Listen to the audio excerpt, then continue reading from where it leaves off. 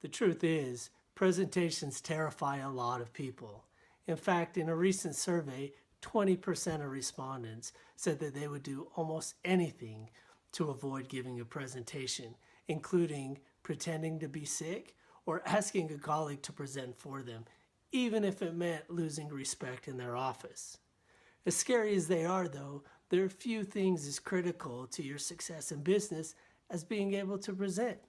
Having the skills to deliver your message clearly, effectively, and in a compelling manner is extremely important. Over the next few minutes, we're going to try to take some of the teeth out of presentations for you. We're going to look at the role of presentations in the business place. We're going to look at elements of effective presentations, including the importance of nonverbal, oral, and written communications. We're going to look at the implications of technologies on presentations. And in the end, hopefully you're a little bit more comfortable the next time you have to give a presentation. So let's get started.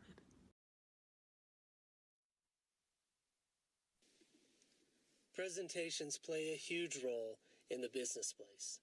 They're used every day in virtually every field to communicate to audiences around the world. Presentations come in many shapes and sizes. They can be formal, such as when you're on stage or podium in front of a large audience. They can be informal, such as when you're in a team meeting presenting an idea to increase productivity. They can be used to inform or demonstrate, such as a training session. Or they can be used to persuade, such as a business professional pitching their products and services to potential clients to earn their business. Whatever the case may be, presentations are prevalent in the workplace today.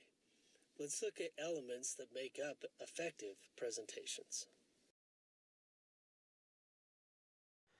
What are some of the key components to a good presentation, and how do these keys help persuade the audience? The first of these keys is to be comfortable, and this is much easier said than done. The key to a good presentation is allowing your personality to shine through your presentation. While maintaining a level of professionalism, be yourself. If you're funny, then share that. If you're diligent, reflect that also. Above all, be confident.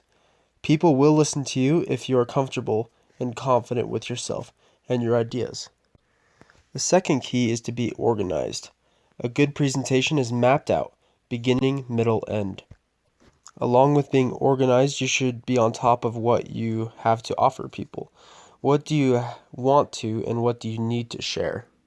Those are some of the questions that you should ask yourself when organizing your presentation. Organized presentations are time effective. Know how much time you have used, and need to share your presentation. Keeping track of time will allow you to know the most crucial information you should share and the most effective way to share that. Before your final presentation, it's important that you practice and practice and practice. You should practice until your presentation becomes presentable. And what I mean by that is, will people enjoy watching or listening to your presentation, or will it put them to sleep? How does your presentation look? How does it sound?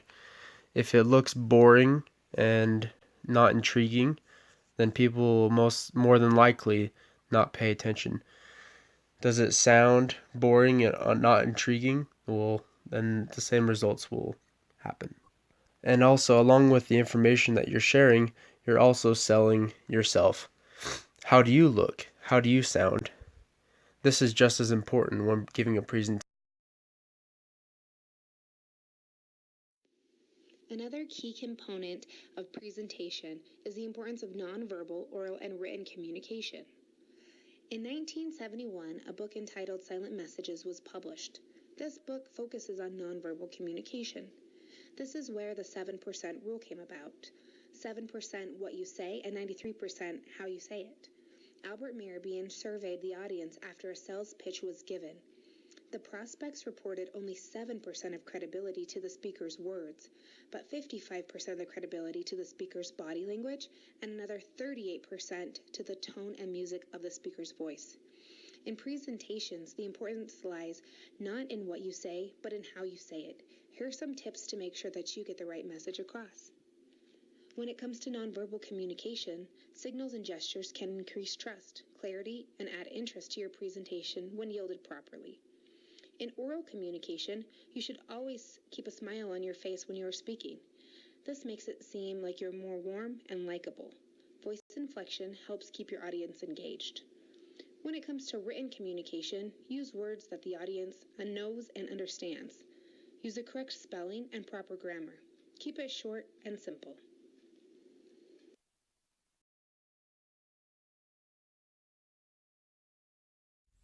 I'm going to talk about the technological implications on presentations.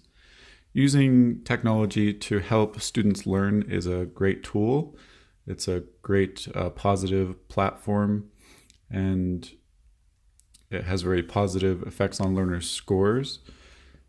There was a study conducted where teachers broke students up into two groups. One group learned by textbook, and the other group learned by technology or PowerPoint.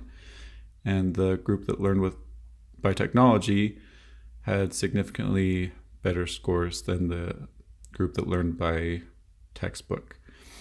And this is not to say that it's not without its flaws. Technology also, PowerPoint specifically, locks the presenter into a linear format and also discourages creative thinking. This poses potentially misleading hierarchies on information, which makes it difficult to see the logical relationship between sets of data.